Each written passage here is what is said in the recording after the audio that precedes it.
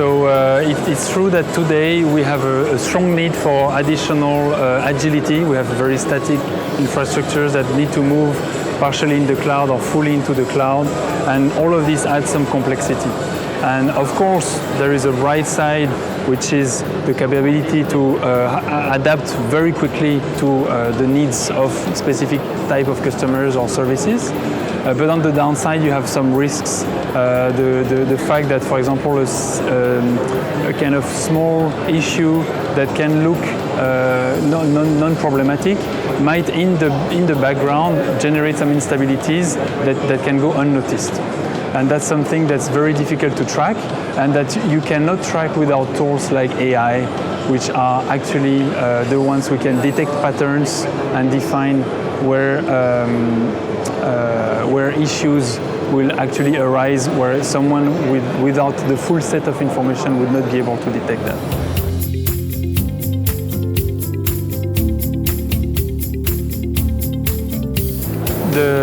What we originally started with while incorporating AI into our system was the capability to predict the future trends. So from the past data, the ability to define what is the most probable or the probable path for a future matrix. And that can seem something relatively uninteresting, but when you start to add to this the capacity to compare the predicted values to what you actually measure in the field, and whenever something goes wrong and whenever what you've planned is actually different, to alarm, that's something very unique.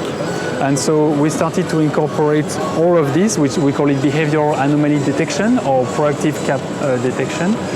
All of these tools allow you to use the prediction we make to actually derive some issues that you find in the network.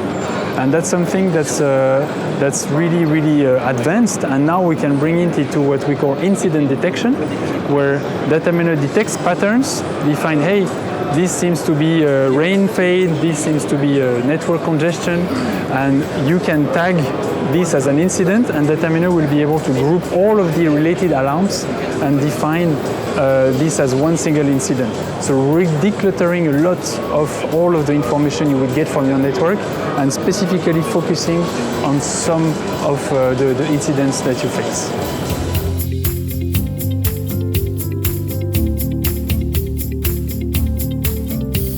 So yeah, we have lots of hopes with AI, but we have to also be a bit realistic. It's not a magic wand that will remove all of our problems tomorrow.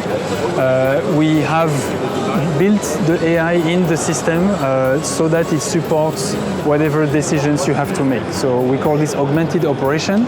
It's a bit like an additional person in the team, an additional person that's automated, and that's the data miner AI, that will be able to detect patterns, to give you insights, and to say, hey, look at this metric, it seems that it's doing something that's abnormal, you should have a look.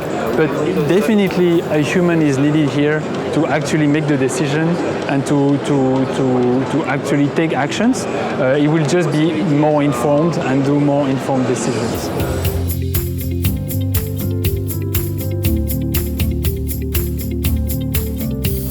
So typically, I would say a very big issue that I see is investing in a very light, seemingly cheap network management layer that will become a hurdle in the future.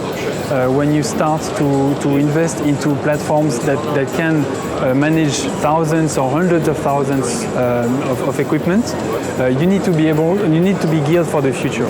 And something that will be unable to bring in additional functionalities built inside the same platform. I think about spectrum management, CPE management, AI, of course. That's a big risk. So I'd say yes, pay attention to the network management layer.